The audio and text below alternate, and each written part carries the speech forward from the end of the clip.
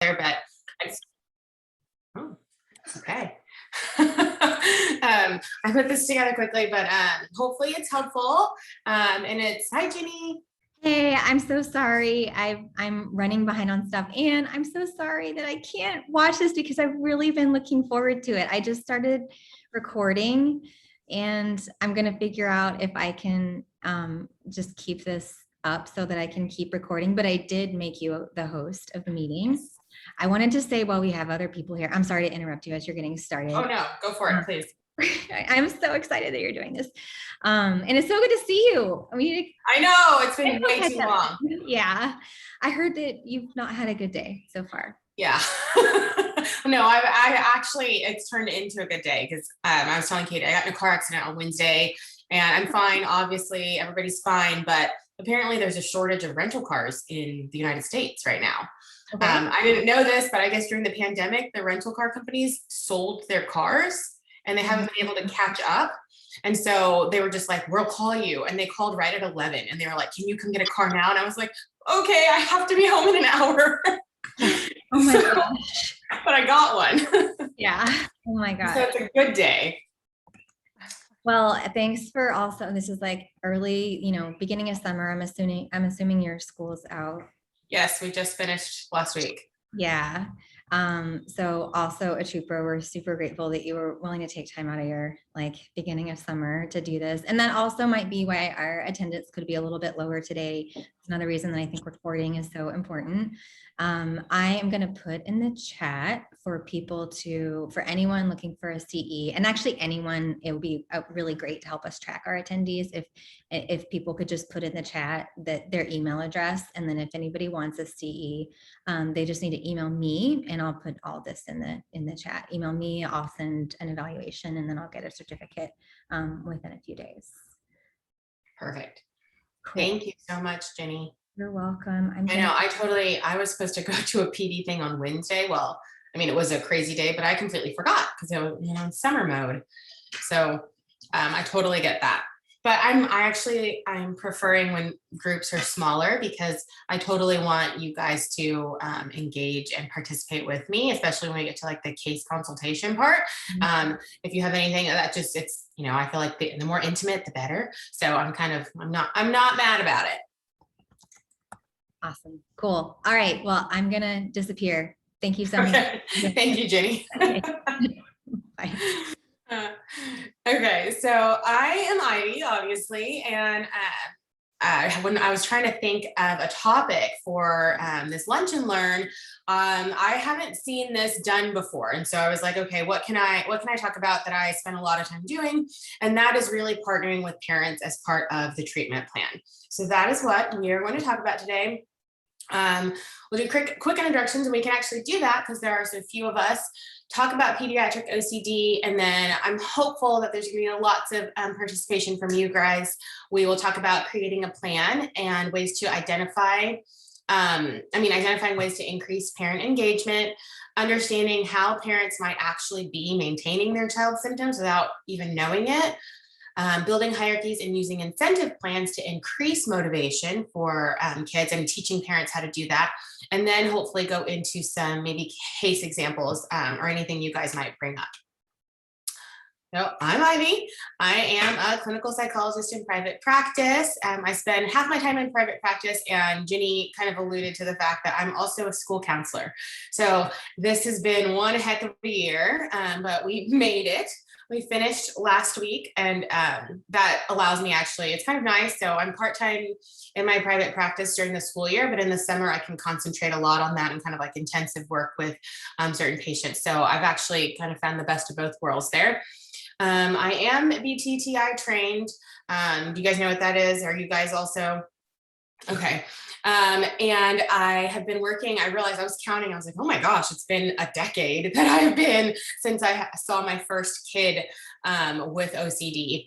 I used to work at the Houston OCD program, which is now the McLean Houston program, and then transitioned out of that to a part-time practice and to be able to have more flexibility with my daughter working at the schools. So I would love to know a little bit about you, Lauren and Caitlin, and why you're here today and how I could be most helpful. Caitlin, do you want to go ahead or should I go? You can go ahead. I'll go second. Okay. So I'm Lauren Gentry. I am also a psychologist. I also spent many years working in the schools. I have an LSSP as well. Let's see. So for the last, I was at Austin Child Guidance Center for a while after I left the schools for a few years. And then after Austin Child Guidance Center, which is a community mental health setting, I transitioned into private practice. And I was at the same practice for about 6.5 years leading into COVID. And we were, I did predominantly assessment. And that was obviously really significantly impacted by COVID. So our practice ended up shutting down last summer. And since then, I held on to a very few therapy clients. And I just am in the last couple of years really learning more about OCD.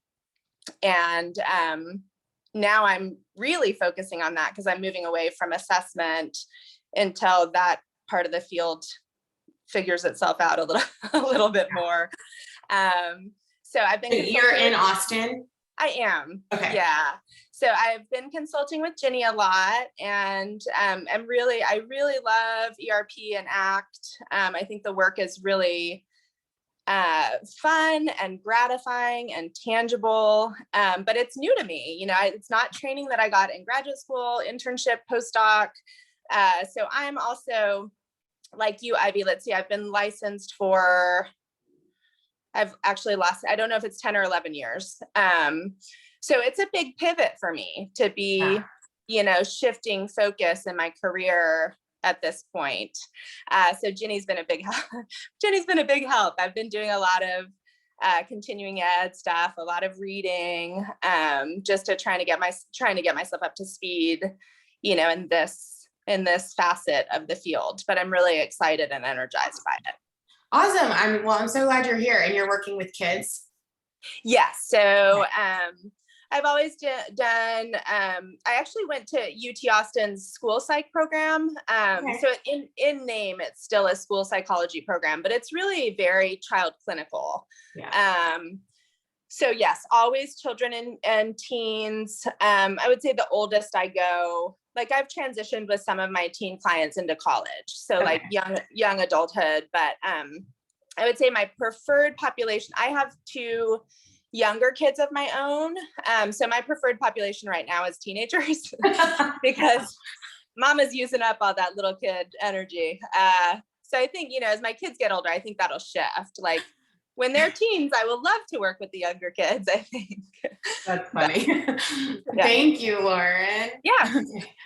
Caitlin? Yeah. So I'm much newer to the field. I am coming up on almost a year licensed, but yes, I'm also in Austin. And I actually did my postdoc with Ginny at Capital OCD, but I now am across the street at another anxiety and OCD specialty practice. But yeah, I love working with anxiety and OCD, and I learned most of what I know about ERP from Ginny. That, I'm always kind of like lifelong learner. And so I'd love to hear about specifically pediatric OCD, because I've got a couple of kiddos on my case that I'm working heavily with the parents on. Okay, perfect. Well, you guys are experienced then. And I can't believe, Katie, I just skipped over you. Do you want to introduce yourself? Thank you for being here. I was going to ask you if you didn't let me speak. Yes, please. My name is Katie.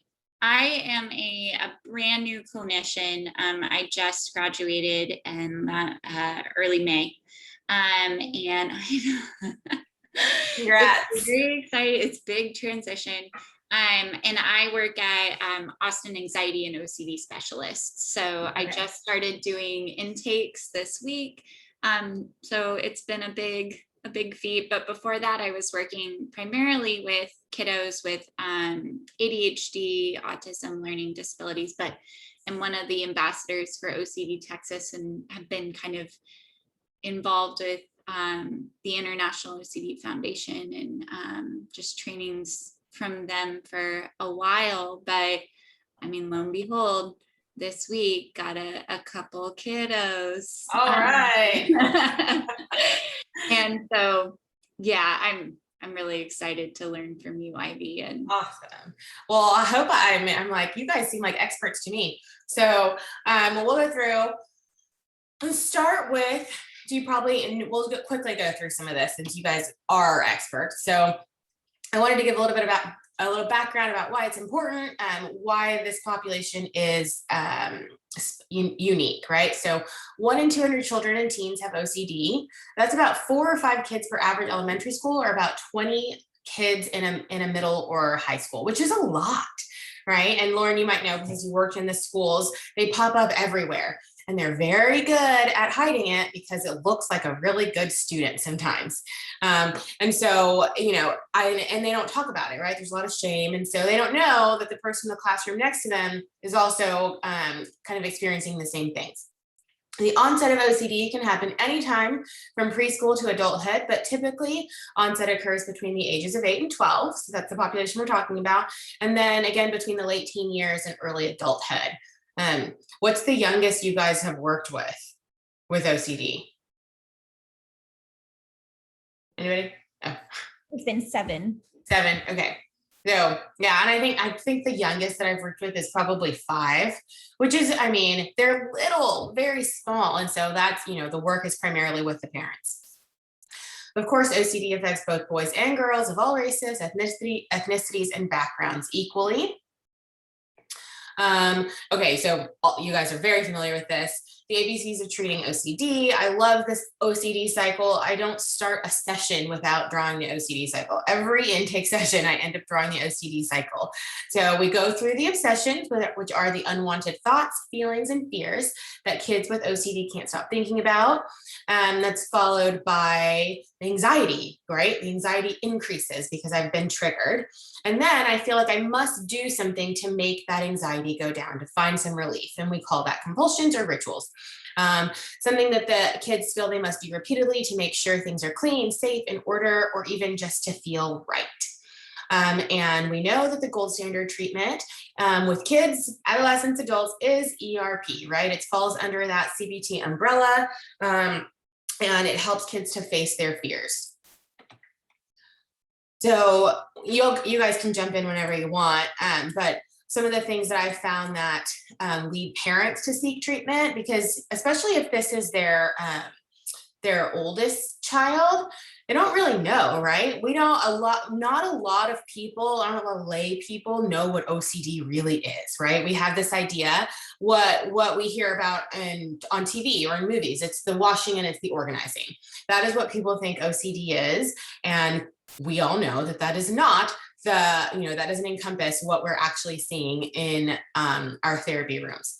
So a lot of the times I'll see people when they start kind of the perfectionist behaviors start increasing so much that a child who's done so well at school typically is now falling behind. Now their grades are struggling because they can't get things turned in, or a parent is, watching them throw something away over and over again. They're rewriting. It's taking them forever to do their homework. I'll hear that a lot. Kids will say it'll take, 4, 5, 6 hours to complete their homework. And then their teachers are saying, it shouldn't take you more than an hour to complete everything. So what's going on? Your grades are fine. We know that you understand the content, what's going on. Repeating a word or a phrase, or having a parent repeat a word or a phrase. I've seen that a lot where parents will, and you just do it because they're your child and it makes their anxiety go down. So they'll have, instead of doing it themselves, I'll have parents come and they'll say, I was driving and every time we cross something, he always makes me say a prayer, or he always makes me say count to 10. And she just does it because, it's easier than figuring out, than arguing with the child. Going in and out of doorways, turning light switches on and off. That one I get a lot. Skipping cracks, making parents go around in the grocery store, or we have to go this route, or I can't go through that door, or you all have to go first and I have to follow. So really rigid rules about the entire family system. That's when it kind of comes to your office, right? When things aren't just affecting the child, but siblings are affected and parents are affected, and it's making life miserable in order to avoid a breakdown or a temper tantrum. Checking, touching or tapping. A lot of times parents will tell me, oh, I just thought they were quirky. That's just who they are. They're just quirky. They have to do it this way.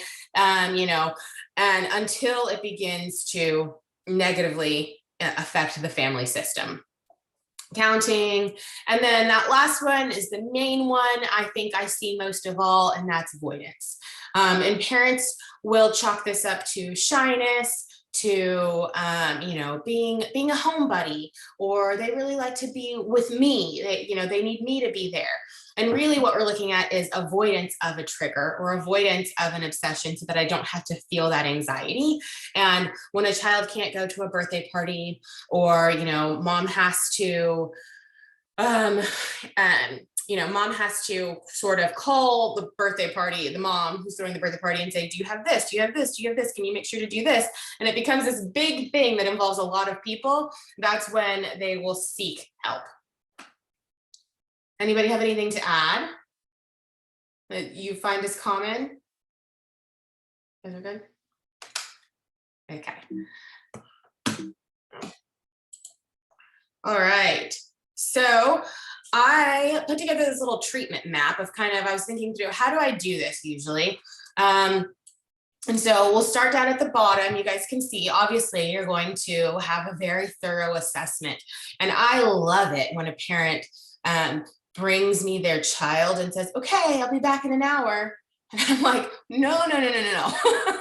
Like, especially with a kid, I need to know how this is affecting your entire family. I need to know the history. I need to know when it started and what you thought was just picky eating when they were 2, which was really the beginning of this sort of rigidity, and it has to be a certain way or it doesn't feel just right. So obviously you're gonna do a very thorough assessment. I would like to know, when you work maybe at a school, or you're doing research, that a lot of the times people talk to me about doing the Y box, right? Or the Psy box. And we did that at the Houston OCD program sometimes. And I don't really follow that now, I think, because I know exactly what's on it. I know what I'm looking for. But if you are starting out, it's free. Google it. It's on the internet. You can print that off. It's just a couple pages long. It's a really simple, easy way to make sure you're hitting all of the points. And then once you've done it over and over and over again, you kind of know it. So I would definitely recommend that. And then, so during the assessment, during that very first intake session, I'm already jumping into psychoeducation, especially when the parents are very fearful of the content of the obsessions, right? So a child that is having thoughts about, seeing their mother naked, or touching their mom or their sisters, and they are completely freaked out. And of course, this parent is completely freaked out because they have no idea what this is. They've talked to a couple people. They're thinking, could it be OCD? And so we kind of spend a lot of that intake session after the background, and after kind of, getting some of that information, really helping a parent to see why this is OCD and why this is the treatment that's going to work for them. Because in their minds, something is, very wrong with their child. And we have to normalize that for them so that they can kind of really get on board with, especially the ERP that's coming up, right? That's going to ask for them to be involved in some maybe questionable exposures from where they're sitting. All the while we are rapport building, right? So I probably spend maybe the first, after we do the consent forms and stuff, probably spend like 7 to 10 minutes just talking to the kid and the family, figuring out who they are, what they like. I like to get an idea of what the child really likes, because I use a lot of analogies, and being able to put the analogy in language that they understand, that they're interested in. That's kind of where I'm looking for those things that are going to help them connect with me and connect with the treatment, understand it. There's a lot of rapport building, I think, that happens with the parents in that time too. Like I said, sometimes they just want to drop them off. And even the first phone call that you're having, right? The first phone call that you're having with a parent who's very afraid. You remember back to graduate school where they was telling you that the patient needs to leave the first session with hope, right? I bring that into that very first phone call conversation. And once they feel hopeful, they're much more willing to listen to you, right? Once they know that, okay, my child isn't this abomination and somebody knows what I'm talking about and somebody's telling me it's okay, that's the first hook. And then of course, we're going to identify values. Sometimes that goes into the second session because we're out of time, but I also think it's important. Usually, I work with adults too, and that'll be their first homework assignment, is going home and writing out their values, figuring out what that is. But in a session with the kid and a parent, I also want to know the parents' values, because I want to know what's going to get them to keep bringing their kid to see me, and to really hook them to figure out, how has this negatively affected your entire family, and why is it important for you to get that back on track. Hierarchy, I can't see my entire screen, but okay, so building a hierarchy, right? So we've already done the assessment. We figured out we're trying to figure out the fear. I'm trying to move you guys so I can see. I'm trying to figure out the fear, right? So that I can help build a hierarchy. You guys already know all this stuff. We're going to start with things that aren't at a 10 or 9 or 7 or, maybe 4 or 5, and really get them to trust you. And then I usually like to start with some in-session exposure work. So instead of just sending them home to start doing exposures by themselves, like maybe I would do with a grown-up or even a teenager, with a younger child, I really want to model for them what an exposure looks like, obviously, right? So a lot of the times their OCD has to do with something that has to do with home or with school, and we can't necessarily replicate it, but we have to be really creative in figuring out how to do that so that it's tangible and relevant for them. So we'll do something in session, and I always like to have the parents there, because they are very confused at the beginning about why I would ask their child to do this. And so having them model it and letting them know, okay, this is what it's going to look like. When you're at home, this is your role. This is what you're going to say. This is how you're going to respond to this response, or to this question, or to this need for reassurance, right? I'm going to model all of that for them, and then even have them practice it. So have them lead the exposure while I'm there, so that I can see that they understand how it's supposed to go. And then we assign homework, right? We're going to do homework at home, exposures at home. We're going to practice. At the very end, when we feel like they've figured it out, we have a session about relapse prevention and what that looks like. And the idea, really kind of normalizing the idea that OCD isn't, we don't just check a box and it's gone. That's not what it looks like. And this is what they are going to expect. And that doesn't mean that anybody has failed. This is what treatment looks like with OCD in kids, and this is the way it's supposed to be. And now you have this toolkit that you can use when it pops up again, because it's going to pop up again, really normalizing that. And then, of course, we have freedom at the end. Hi, Kristen. Welcome. Okay. Anybody have any questions about any of this?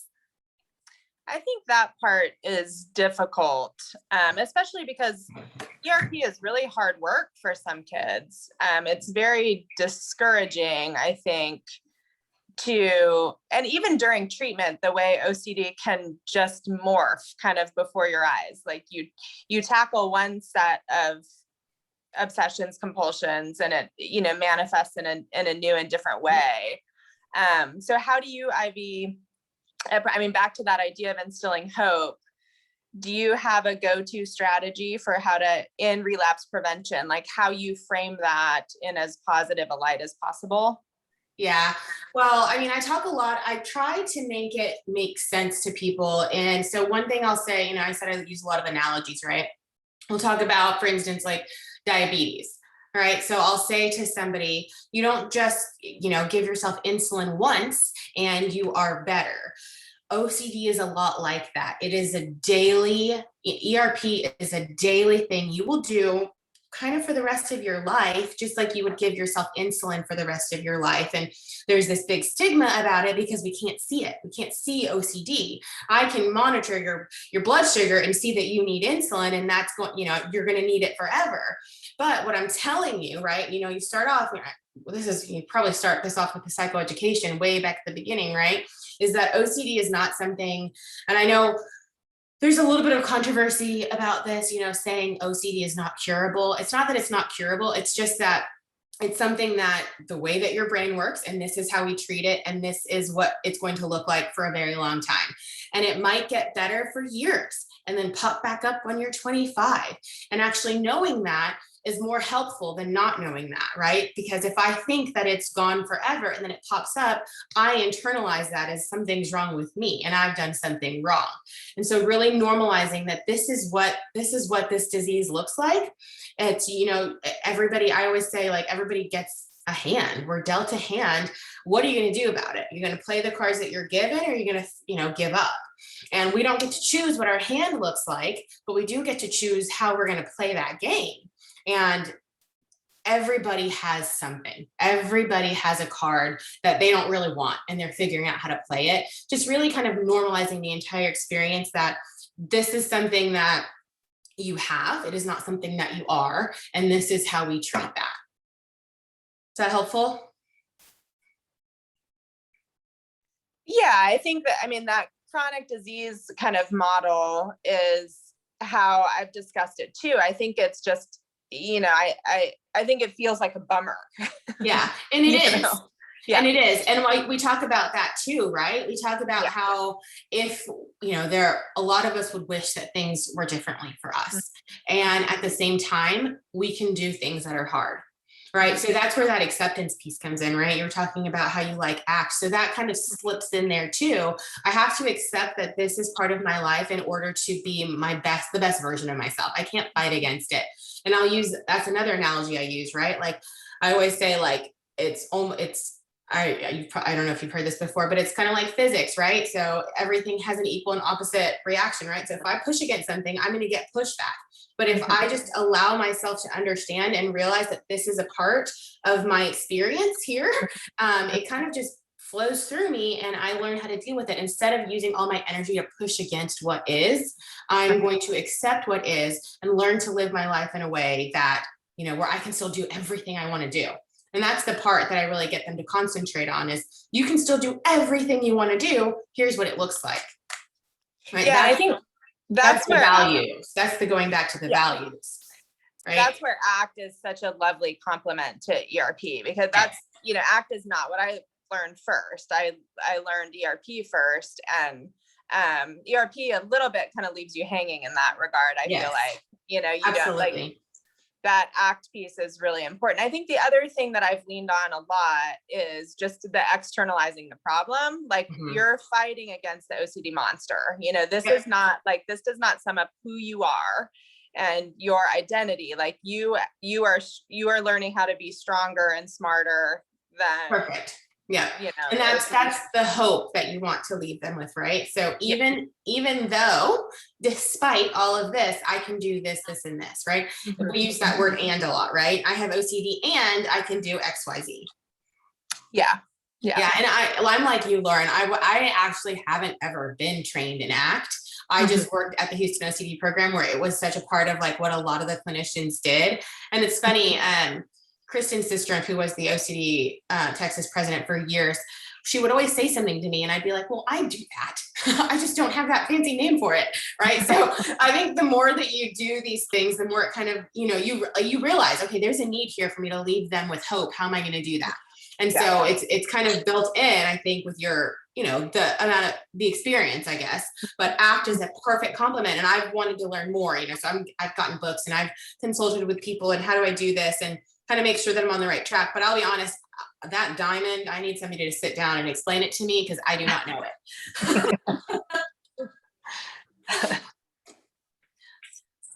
Okay. So none of you are in Houston. Katie, are you in Houston? Nope. No. Okay. So I'm in Houston, but I use this analogy all of the time about how, you know, we are a team. And we are a treatment team, and the star player is the child. I will always start off to a parent saying, okay, I don't know your child. You're right? You probably know your child better than anyone on the planet, better than they know themselves. So you are the expert on your child, and I am the expert in OCD. And we have to trust each other and we have to work with each other in order to build the perfect kind of treatment plan for this child that's individualized for this child. And then telling a child, of course, that they're the star player. They love that. And you get to call some of the shots, right? If someone's pitching, you get to decide where you're going to, where, I don't know anything about baseball, obviously, where you're going to hit or whatever, whatever the play is going to be. You get to decide that part. So at the very beginning, we have to make the child and the parent know how hard ERP really is. It is not helpful for them to think that this is going to be easy, right? That is not true. And I think it turns people away when they think that it should look like something. And we've had the opportunity to be honest with them and authentic about what this process looks like. And we miss the mark because we want them to sign on. And so that's something I talk about in that very first session is this is very, very, very hard. And this is why. Are you ready to do it? And sometimes the answer is no, and that's okay. A lot of the times with teenagers, the answer is no. And, I will tell parents from the very beginning with teenagers too, like they're the star. If they're not ready to perform or to play the game, we can't do this. And that's a really hard pill, I think, for parents to swallow, is that you cannot force a child into treatment. You cannot force a teenager into treatment. It really doesn't work, and it makes my job really, really hard. And so everybody has to be willing to play the game in order for us to be successful. And if you're not ready now, my door's always open. Most of the time, once you're honest and kind of have been able to explain what ERP looks like, even if it's a very scary idea, there's a willingness, right? Because you're going to go back to those values and how their life is very different than what they value, kind of always putting it back there.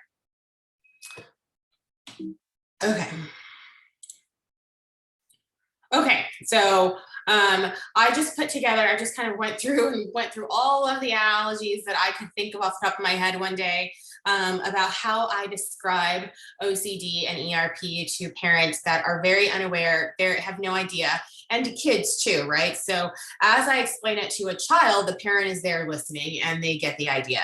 And you guys are probably familiar with all of this. Kristen, I missed you at the beginning. I didn't get a chance to kind of get an idea of who you are and why you're here and how much experience you have with OCD and kids. You want to share with us?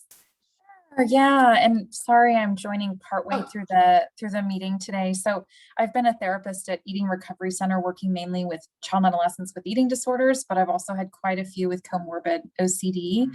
And I'm about to go into private practice and kind of wanting to create more of a subspecialty in OCD as well.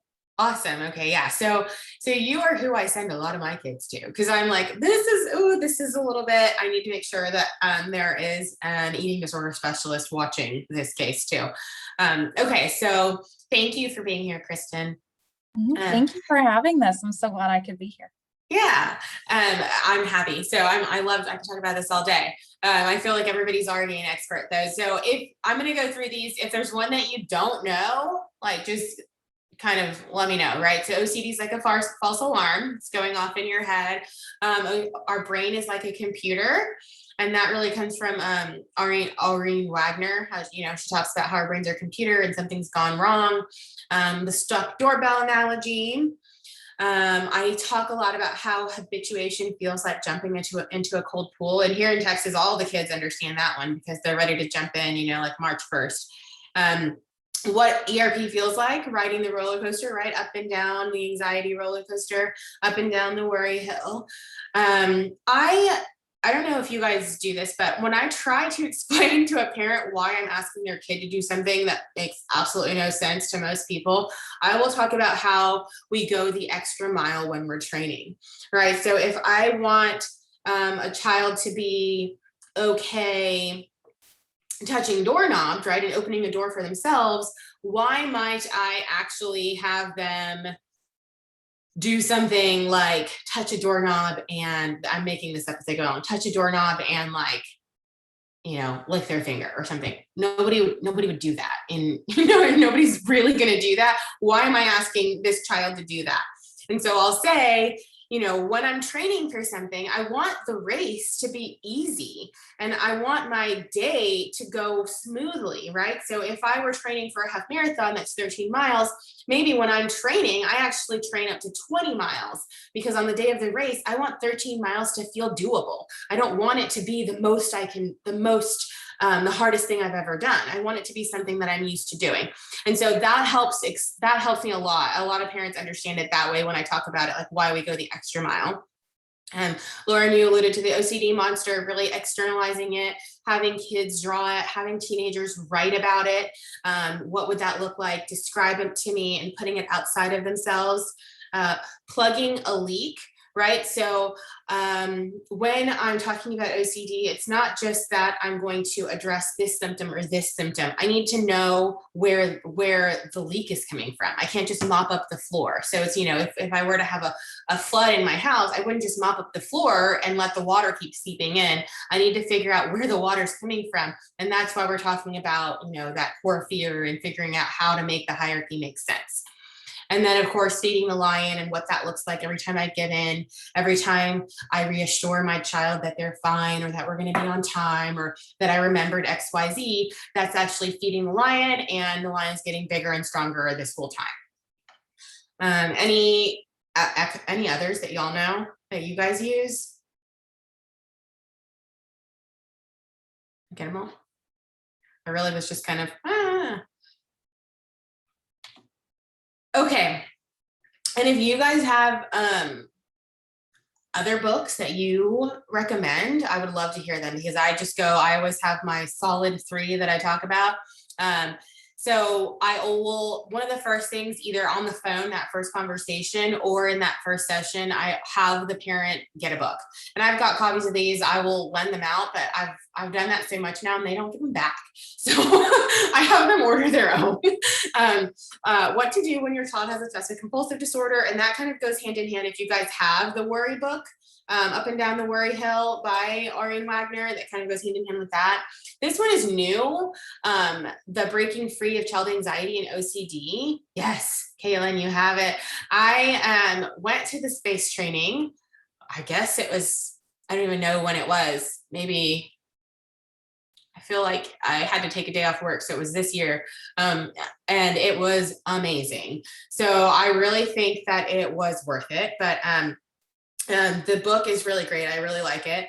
And then the one I've referred people to for years is Talking Back to OCD, John March. That's the one I usually have parents get. It's just very simple. And then I kind of have to incentivize them on why they need to read this, right? Because they'll buy it and they'll be like, I don't know where I put it. I think it's in the guest room. And I'm like, okay, why are you here? Why are you putting all of this money and time into this treatment? You have to be a part of it. You have to understand how every little thing works together, and what you might be doing, and how that's affecting your child in their treatment. Websites, I try to help people not Google, but if you are going to Google, these are the 3 sites that I recommend that you go to. And then if you haven't ever, if a parent or a child has never been to the IOCD conference, I don't know, raise your hand if you've been to an IOCDF conference. Okay, so obviously it's a very different conference than what we are used to, and the kids come, and the parents come, and the siblings come, and it is such an eye-opening experience for families to go and to be around other kids and teenagers that know exactly what you're feeling, and that they have, you know, conference presentations that are just for you, for the kids. And so I always recommend that. We usually have an annual conference. OCD Texas usually has an annual conference. It was canceled last year, obviously, and we have not discussed having one this year. So I don't know if that's going to happen or not. And then I don't know how active you guys are on social media. Anybody have a social media page? So I have watched this OCD support world just blow up on Instagram and Facebook and YouTube. And a lot of these clinicians make really short videos for kids and parents with OCD. I think Natasha Daniels is incredible the way she makes videos for kids. If you haven't seen her or gone to her YouTube page, she is a mom, and she treats, I think it's called Anxious Toddler is what she started with, but it's kind of migrated into really videos about OCD that she makes for the child. And so you can just peruse that, and sometimes I'll just play a video during a session, or that'll be their homework, watch this video. And I think that's really, really, really helpful. especially with teens, like this is what they know now, right? They communicate through social media. So if you can fill their feed with less about, comparing me to that and this to that, and more with OCD support groups, that can be an avenue for the kids and for the parents, and really understanding and making them not feel so alone, right? That's the idea. Is this, there's a community out there, we just have to connect you to it. Okay, so this is the hard part, right? Parents will think that it's their fault. Once you have explained how symptom maintenance comes, how they're maybe inadvertently reinforcing some of the things that their child is doing, it turns inward. And a lot of the time there's shame and there's guilt, and this is my fault.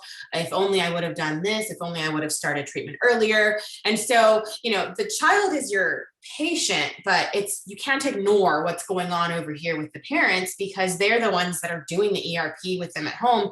They need to understand that this is no one's fault, but they do need to understand that even though it's not their fault, what are the things that they are doing that may be helping to maintain those symptoms, and that they're good parents, right? You really start with there. When we talk about hope, you are a good parent. A lot of the times, more often than not lately, actually, I'll have both parents in a session with me, which is not how it used to be. And so even pointing that out, you guys are both here. You're so, in love with this child that you're willing to give up this hour and you're willing to make this sacrifice, and you are good parents. Talking about kind of how, okay, so, you've done the assessment, you figured out how the family's playing a role, or, I always make sure to ask about siblings, right? Even younger siblings, because kids are really good at getting their younger siblings to do stuff for them, and nobody is, any the wiser about what's going on. And so really taking a very good look about how everyone in that family is maintaining symptoms, and explaining that to parents, right? A lot of the times parents will talk to me about, checking, examples of how they might be doing this, right? Checking for monsters. If I'm checking for a monster every single day, what am I teaching my child, right? Really going back to what are they learning by what you're doing, and what do you want them to know? Who do you want them to be 5 years from now, instead of I'm doing this wrong or beating themselves up? That's not where we start. We want to start with, where do you want them to be, and how are we going to get them there? And yes, it's going to hurt you too to pull back. What does that look like? What might the parent feel when they have reached their reassurance quota and their child is crying because they just need their mom to say, it's going to be okay, or yes, I washed my hands, whatever it is they need? They're going to experience their own emotional, response to that experience, and having parents know what that's going to feel like ahead of time or prepare for it is going to help them be more successful in that moment, in that exposure. We talk a lot about how children can only learn when they are given the opportunity to do so, and how we are really good at fixing things for our kids, but what that looks like long term is stifling them, right? This isn't just for kids with OCD, this is for all of us who have children, but really putting it into terms specifically of how that's working out in their family and what the long-term consequences of those behaviors might be. Okay, anybody want to pop in, share anything, add anything? Okay, all right. Increasing motivation, hierarchies, and incentive plans. All right, we all know what a hierarchy is here.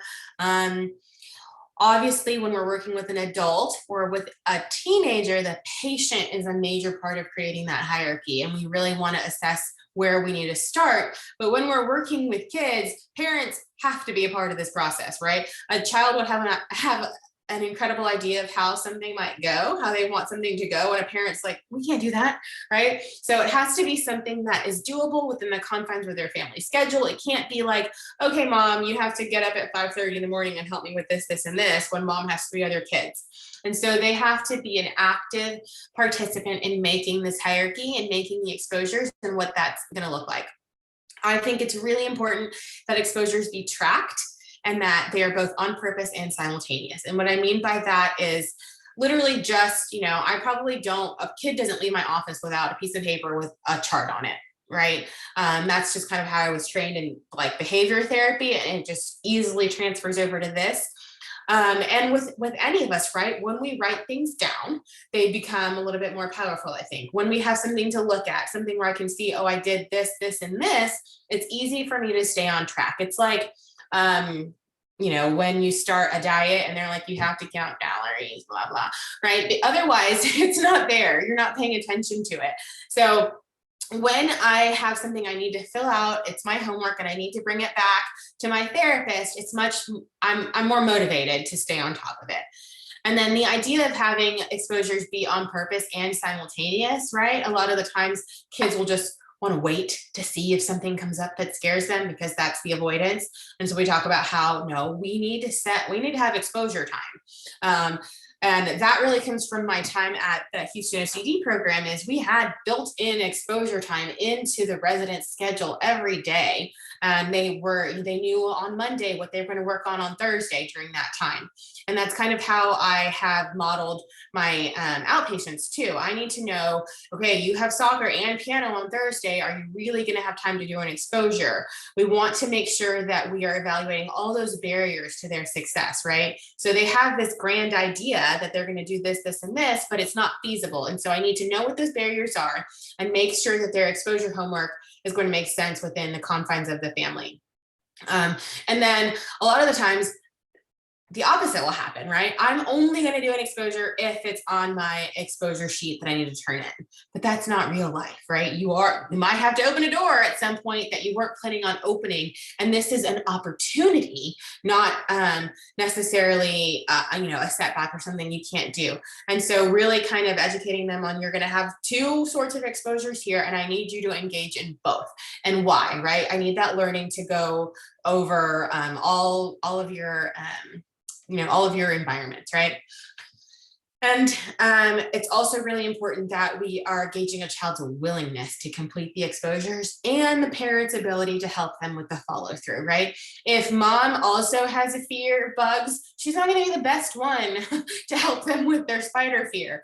And maybe mom needs to work on that, or we need to address that with mom, so that then mom can be that person for that child. And when I meant to put, I don't think I did. I meant to put kind of like a picture of the chart that I usually use. So they pretty much look the same, right? I'll have one piece of paper that's their ladder, their hierarchy, and they filled it out. And I'm kind of old school. I still go back to SUDS and where, because that helps me figure out what they're willing to do first. But on the actual homework, the piece of paper that I get for homework, it's really just chart, days of the week on top, exposure time, in the first column, how they felt before, how they felt during, how they felt after, and then any notes. And then let me see if that's the next slide. Yeah. So when I'm talking about an exposure chart and increasing motivation, of course, the idea is not to reward a child for doing the exposure successfully, right? The idea is not to reward habituation. The idea is to reward effort. And the idea is to reward willingness. And so that can get a little tricky for parents. So helping them understand that the goal is not that they get through this exposure and they're just happy-go-lucky afterwards. The goal that what I'm praising is that they were willing and that they did it, that they took the chance. And so we'll have in those boxes, we make this plan with the parents and the kids in the room, but if you are able to do 3 exposure times this week, you can choose dinner on Friday. You get, none of your siblings get to decide. You get to decide what restaurant we go to, or you get to decide what I make, or you get you get 1 extra book at bedtime, or you get 15 more minutes of tech time. And so rewards, I have that in parentheses because I would say, I didn't put this in here, but I do think there's also, I've heard some controversy about rewards and behavior charts and how do we increase internal motivation instead of external motivation. And I just go back to, we all want to be seen and rewarded for what we've done that is hard, right? I get a paycheck, you, mom and dad, you get a paycheck, and that keeps you going. And it's not that we're throwing money at kids. Like, I usually don't do that. I don't want money involved at all. I really want it to be something substantial and authentic. And usually what is really motivating, especially if there are more siblings, is one-on-one time with a parent, what that looks like. You know, I'll wake you up 15 minutes early and you and I will have breakfast together. But really figuring out where those holes are in their family so that they can make that connection. And then making sure that this chart is known by the babysitter, the nanny, the grandparents, the teachers. Sometimes parents are really, really hesitant to involve anybody at school. And we've kind of talked through that, why it's important, how a teacher might be maintaining symptoms, and they have no idea, right? So getting everyone in the child's life on board. I'm talking really fast because I know we only have a couple minutes. Does anybody have anything to say, or any, just comments about rewards and behavior charts?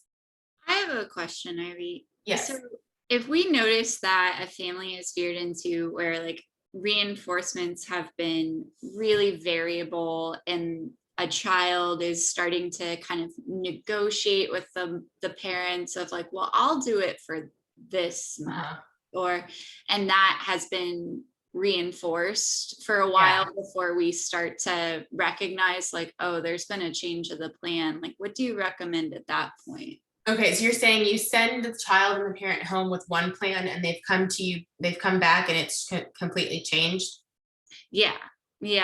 Or and the child's been able to say like, well, kind of, negotiate. Well, I get rid of that plan. This is what I'll do it for. Yeah. Right. I mean, I think that's kind of basic boundary setting with kids, right? Having a conversation with parents about basic boundary setting, what it looks like, what you say goes, who's in charge here, and what do we want a child to learn? And making sure both parents are on the same page, or whatever, whoever is caretaking. And I will talk to a parent and I'll say, let me be the bad guy. Instead, I'll take this out of your house, out of your family. There needs to be no argument about what that looks like. And you can always say, well, Ivy said. I will let them put that back on me. I'm pretty good at like, I'm not your mom. I'm not your dad. It's different at my house, right? With my own kid, but with your kid, I can have that boundary. And, I think this goes back to the very beginning and how you build that rapport. And these kids, they want to please you. They really do. They want to please you. They want you to be proud of them in a way that's different than how their parents respond to them. And so I will definitely let a parent put that back on me. And I will step in there and say like, actually, no, that's not how we do it in my office. That's not going to work. Because you're in my office, it's working. This is how it works if you're going to work with me, and this is why we're working together, and kind of let me be the bad guy.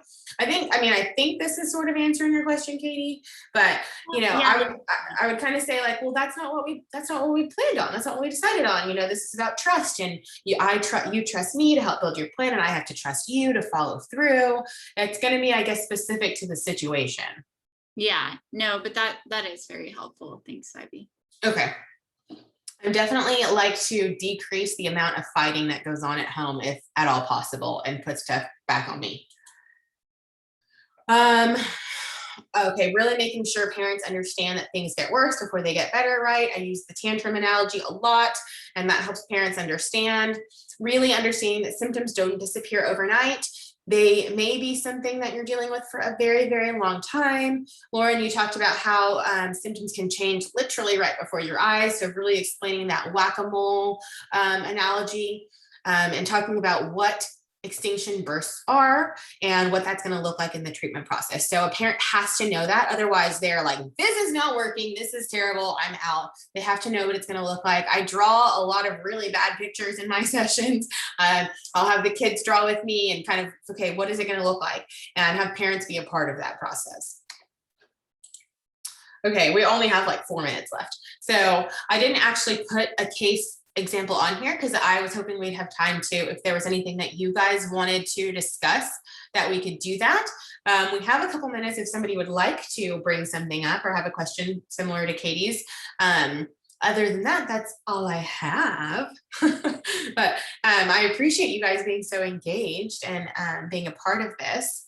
Is there any question about a certain case that you guys are having that might be quick?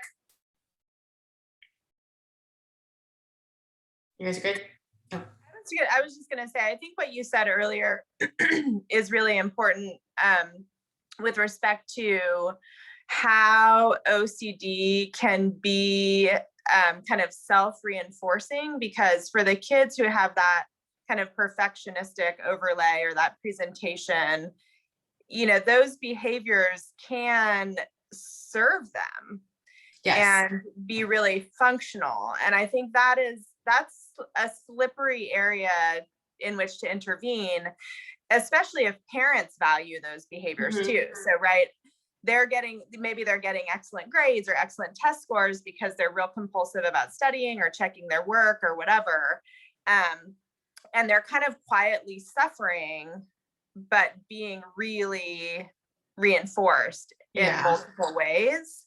And so I think striking that balance is hard sometimes. Very hard. And I think a lot of that goes back to the parents. Because if I am praising, you know, and I get it, right? We all want our kids. I mean, I have this conversation a lot. I work at a private school, and the expectations are very high for student performance. And the problem is, you know, what I always kind of like use this analogy of like, what am I giving up for perfection? What am I missing out on? And what does that look like in the future? And I would probably consider myself a recovering perfectionist, and I have maybe swung the pendulum a little too far to the other side lately. But, you know, I talk about what that feels like, and a kid will be able to say that out loud, maybe to me, but not so much to their parents. So being there to navigate that, you know, being there to help facilitate that conversation and directing parents to, I mean, just, books like, you know, How to Raise an Adult, or I give out When Perfect Isn't Good Enough a lot, and really helping them understand how they are limiting their child's future and how a child is feeling like their worth is coming from a grade because that's what's being praised. And is that what you want for your child? I really think that specific example goes back to the parents and helping them praise other things and helping them to see that there's something outside of this 98. And how, yes, it looks great on paper, but what does it look like in your child's life, in their heart? You know, what's going on there? And that's a very, very hard one. And a lot of the times I don't get very far with that one because it is serving them. And we are in this, I think it's almost like this larger societal race to go, you know, to go to Harvard, to go to Yale, when a degree is a degree. And it's going to take, I think, a whole, you know, an entire kind of shift in our mindset at the school level, at the college level, in society. That's kind of like the American way, right? But just because that's what's overarching doesn't mean that's what has to happen in our family. And what do we want our family to look like, right? A value is a value. So I can't say that your value is wrong, but I can help you see how that value of yours might be affecting your child negatively. Yeah. Yeah. Thanks, Lauren. Well, thank you guys so much. Thank you, Ivy. That was great. Oh, good. I'm glad. I hope it was helpful. And I mean, I don't know, I didn't put my contact information on here, but you can just Google me or whatever, or just go to the OCD Texas website. And if you have any questions or if you want the slides or whatever, I'm happy to send them. So I think, Kristen, you weren't here when Jenny put the information for CEUs in the chat room. So I don't know if you can see them. Oh, you were. I think she reposted it. Oh, okay, good. Because I know that sometimes if you aren't in the Zoom, you don't get those messages beforehand. So You're good. Everybody's good, and you put your information there if you need your CEs. And thank you guys so much. You brightened up my Friday. Thank you, Ivy. Thank y'all. Bye. Bye. Thank you.